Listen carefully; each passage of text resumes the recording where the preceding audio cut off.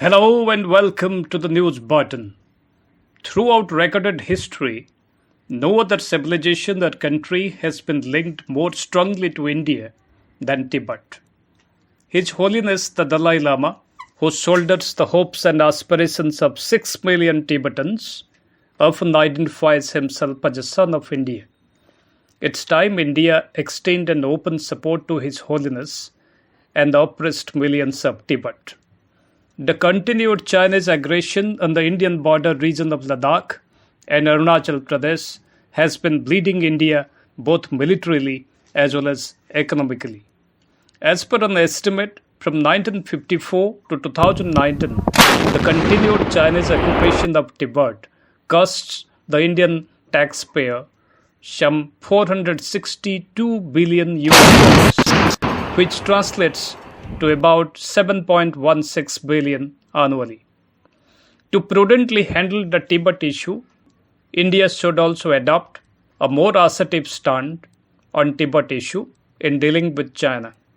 India can reorient its Tibet policy similar to the Tibet Policy and Support Act of 2020 of the US. India's Tibetan Rehabilitation Policy 2014 was a significant development for Tibetans' welfare in India, but it is silent on the core issues of Tibet, that is, destructive Chinese policies in Tibet and Tibetans, and their demand for freedom in Tibet. The issues addressed in the US Government's Act, such as reincarnation of His Holiness the Dalai Lama and the environment and water resources on the Tibetan plateau, have a far more direct implication on India than the US. Just like Tibetans, Indian people in Jammu and Kashmir, Ladakh, Himachal, Uttarakhand, Sikkim, West Bengal, and Arunachal revere and worship His Holiness the Dalai Lama. As mentioned in the Tibet Policy and Support Act of 2020, rivers from Tibet supply fresh water to an estimated 1.8 billion people. Almost half of this water directly flows into India. If India doesn't act now, China, as the upper riparian state, will exercise absolute control over these rivers. It will not only give China a chokehold on India's economy, but it would also give it the power to cause catastrophic flood as well as drought. India must not have allowed the Chinese to sit over its water taps. It's high time that India should take a firm stand to deal with China by adopting a more assertive policy regarding Tibet, by affirming the illegal nature of the Chinese occupation of Tibet and recognizing Tibet as an occupied territory. Ultimately, Tibet's freedom is India's best long-term security. China has been expanding its borders since the last 8 decades. A recent Chinese occupation of Indian areas in eastern Ladakh and the bloody skirmish at Galwan and the recent clash at Tawang are clear pointers to the Chinese intentions. Their strategy is simple: grab, claim further, and pocket a patch that you won in the process. Military level talks have failed to yield any positive results and have become ridiculous on the face of Chinese obstinacy. Chinese remain entrenched still at many occupied territories, showing no sign of disengagement.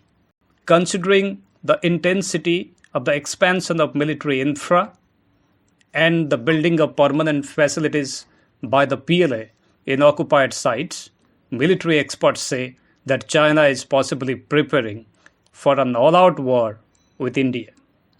So what are India's options? As a first step, India must recognize Tibet as an independent state that has been illegally occupied by China. The Chinese has been unleashing an all-out politico-religious assault on occupied Tibet. They are the hunters for the Tibetan souls. After driving out the Tibetan supreme religious leader, the Dalai Lama, they are appointing their stooges on Lhasa's thrones.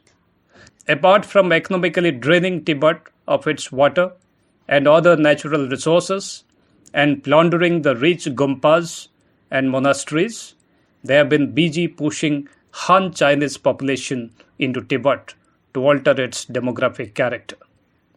If it goes unabated, without resistance from India, the US, and the international community, we shall soon lose the neighbor we knew for centuries.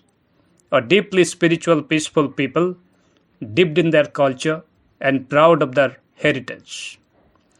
Recent satellite images show that China, scared of the possible use of the mighty IF by India across the Himalayas, had started constructing surface-to-air missiles locations ready for deployment within days, even deploying them at the northeastern corner of the holy Mansarovar Lake. Other than recognizing Tibet as an independent country, Indian government should ask China to return all Indian territories occupied by China. It should ask Eastern Ladakh's Aksai Chin, Shakshkam Valley, and Kailash Mansarovar through proper diplomatic channels. It should provide the land records and economic taxation records as evidence. India should file a case in international courts for returning all Indian territories, including Sarsingma Valley, Shona, and parts of East Turkestan, based on the Ardagh-Johnson line. India should take this opportunity to free Tibet from China's clutches. For over 2,150 years, Tibet has been a free state and has never been ruled by the Chinese rulers. India had provided shelter to His Holiness the Dalai Lama and the Tibetan community. It's time to give it meaning and purpose. India must recognize Tibet, including the Tibet Autonomous Prefectures, as a sovereign and independent state under Chinese occupation. India should impress upon the international community to follow suit. China understands and respects only the language of strength. Prostrations and requests can only encourage the Chinese and their lust for land grabbing. Thus, Indian foreign policy establishment must act to replace the old and obsolete Panchshil policy with a new Navshil policy, or 9 principles, based on realpolitik, as the cornerstone of our new policy to deal with China, rather than relying on flimsy grounds and fake ideologies. So what are the Navshil policies? Number 1, that it's Tibet and not China that is India's neighbor.